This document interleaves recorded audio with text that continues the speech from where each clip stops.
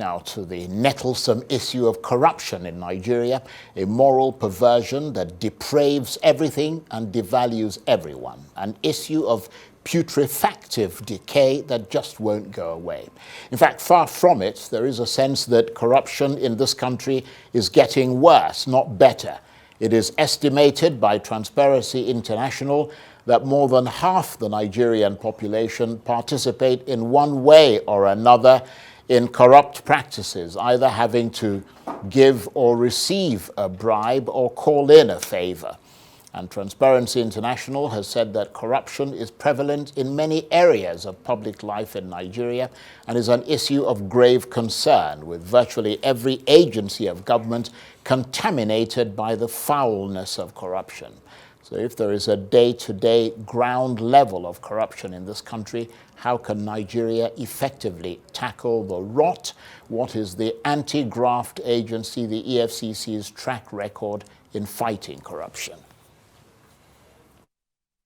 For more on this, I'm joined now in the studio by Dr. Umar Yakubu, who specializes in the criminal justice system and has worked with both the EFCC and the UN to combat corruption in Nigeria and beyond. Thank you very much indeed for coming in. Thank you for inviting me. And I'm sorry you had to wait a little bit for the senator. But do you share the sense that many Nigerians and groups like Transparency International share that corruption is getting worse in this country, not better? Yeah, I actually do, in the sense that when you look at the data, because we have to rely on data, Transparency International is one. If you look at the World Bank data on illicit financial flows, is two. If you look at all the other UN indicators, the IMF, that's the external ones. Even the internal ones, we have some African-centric data that shows that corruption is actually not improving in Nigeria. And there are several reasons for that. Sometimes we get distracted because we look at what the law enforcement agencies are doing. That's the ICPC and EFCC in Nigeria. Of course, there are other several agencies, Code of Conduct Bureau, the Nigerian Financial Intelligence Unit, the Nigerian Police, that all have within their act things to do, anti-corruption mandates. But the problem is bigger. Because if you look at pre-1999, where even though the data was not really there, and post-1999, the difference in those two periods is the National Assembly. And I heard you asking your last guest, the distinguished senator, what is the National Assembly doing in checking these things? And they are, sorry to say, part of the problem, if not even the major problem, because they are supposed to check those agencies that are supposed to play anti-corruption preventive functions, which they are not doing. That's a very good point. And according to Transparency International, more than half the population of Nigeria participate in one way or another in corrupt practices. It says that corruption is prevalent in many areas of public life in Nigeria and in most agencies of government, including the ministries. Is it your experience that there is that ground level of corruption in this country? That data is actually from the United Nations Office on Drugs and Crime, where they usually do a 2-year survey on bribery, the bribery index. And the last report, which was this year, says actually Nigerians are paying less bribes. But the reason could be for so many reasons. Maybe there's less disposable income in the hands of people because of these policies happening now, or they have suddenly been woken up to say we're not going to pay petty bribes, because the large chunk of the bribes are petty bribes which go to the shadow economy on the road, at the airports, hotels, before you have access to basic social services. So these are things that happen. So reduction in payment of bribes is a positive thing to do, and the UNODC report has shown that. But it doesn't mean public sector corruption has reduced, because your illicit financial flows has increased. It's over $50 billion in a year, though from the African continent, and Nigeria plays a large role in that aspect. The money laundering data, I think the last time Interpol released some amounts, the NFIU has the accurate data on that, is still rising, you know. That if you correlate other international sources data, you see that it's actually rising, because if your money laundering is increasing, your IFF is increasing, it means your public sector corruption is increasing. So how can Nigeria effectively tackle corruption? Obviously, laws have to be enforced. You talked about the National Assembly and its oversight functions. the justice system must be allowed to do its job, but that's not happening, is it? Yeah, we have too many laws actually. One, we're being evaluated by the UN, by the Financial Action Task Force. We score very high on our laws, so we don't have a problem with laws. We also don't have a problem with the institutions. We have like 18 federal agencies that have elements of corruption prevention. So what we're lacking is the effectiveness, because sometimes when they even come to measure you, they look at your laws and institutions and measure how effective they are. So you have a law and you have an institution and you still having such high rates of corruption, it means your mechanism is ineffective. So it's how to make that mechanism effective. Now you need several things. One, the political will. If the political will is not there, it's just not going to happen. Now sometimes why the political will doesn't happen is because the political recruitment system in Nigeria is very weak. INEC, who is the regulator, now the regulatory body for any political position, is the only way to get to a political office is if you run for elections. So INEC has not put enough preventive mechanism. In terms of corruption now, you don't allow illicit money or money gotten from crime, from any predicate offense to go into the system, because once it gets into the system, the natural fallback is the person to start recruiting that money he has used to get into the seats. That's why you can see it has become a criminal enterprise now. That is just the system. People just take money. They are in a government office. We all know what their salaries are. At most is 20 million naira in a year. But you see them spending 50 million, 100 million, 200 million on an election. So when they get there, you can clearly see that disposable income has increased based on the things they do, the things they buy, what they launder, take out of the country. So that is a problem. So for me, INEC is a primary agency to actually help in the reduction of corruption in Nigeria. You mean corruption in politics?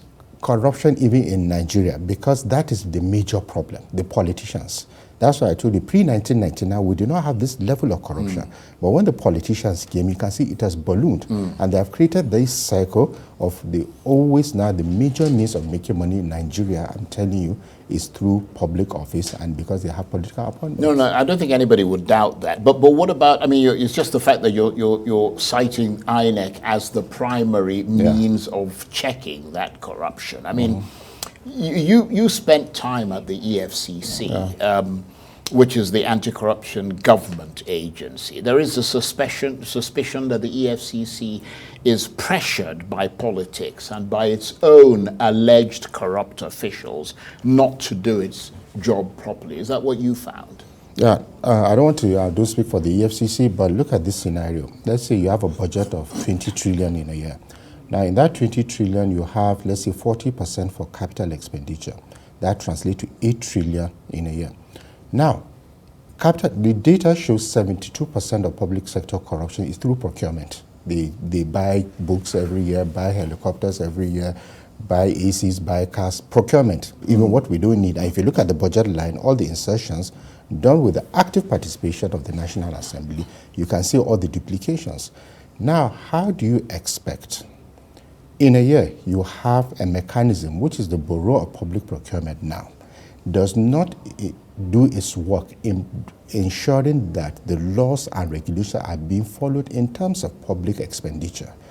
You now allow 8 trillion, but let's assume just half of it even goes up, 4 trillion to spill out. That's at the federal level. You have 36 states to contend with, which take about 52% of the national budget, if you include the local government, or let's just say 50%, local government and states. So now you have this problem. How can an EFCC, and even the ICPC, and even the police that have anti-corruption function, going to investigate and prevent just the procurement fraud aspect? So the work is too much because the preventive mechanisms are all weak. INEC is on the political side. For the procurement is Bureau of Public Procurement. They have preventive functions. For illicit financial flows and money laundering is the Central Bank of Nigeria. They regulate all the banks in this country. But every day you hear millions and tens of millions of dollars are going out of this country. So all these three mechanisms, just an example, there are several others, have to work. If they don't work, you continue to think it's easier to blame the ICPC and EFCC.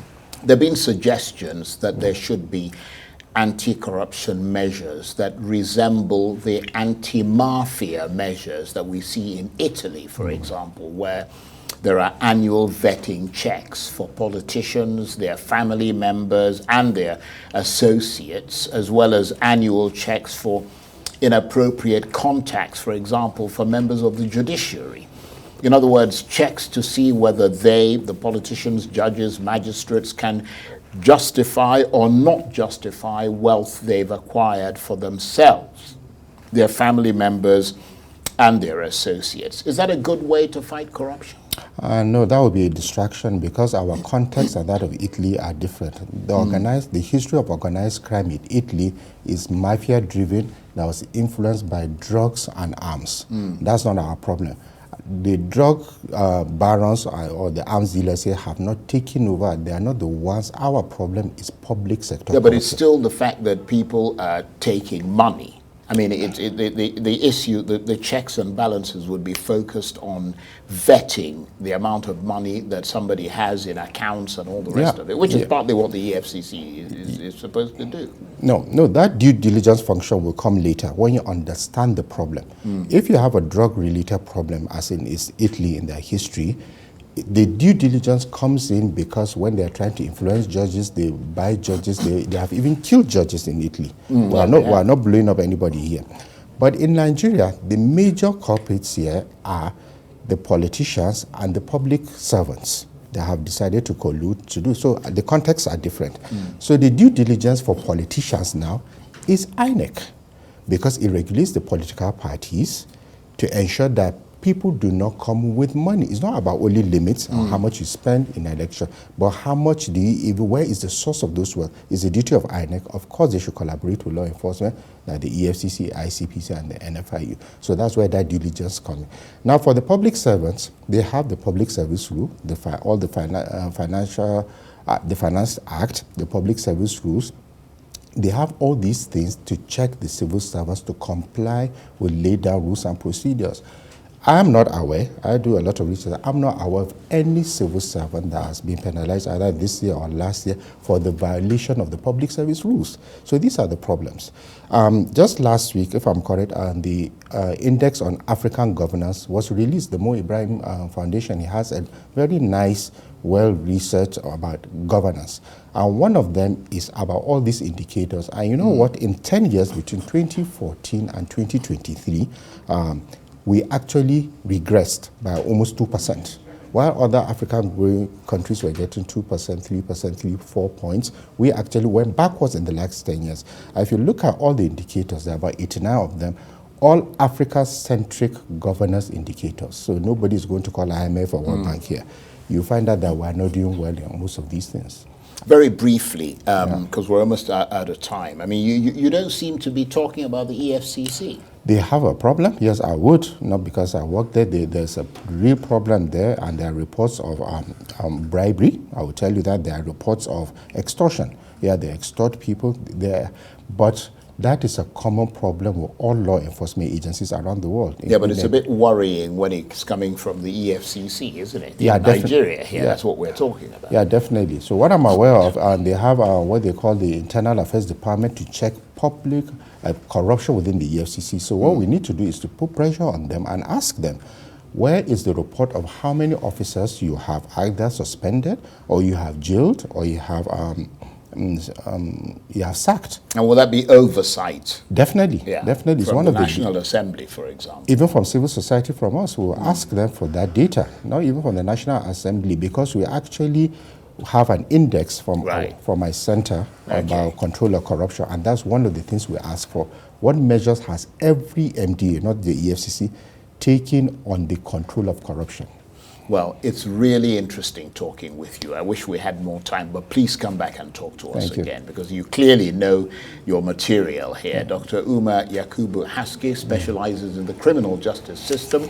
He's worked with both the EFCC and the UN to combat corruption in Nigeria and beyond. Thank you very much indeed. Thank you very much, sir.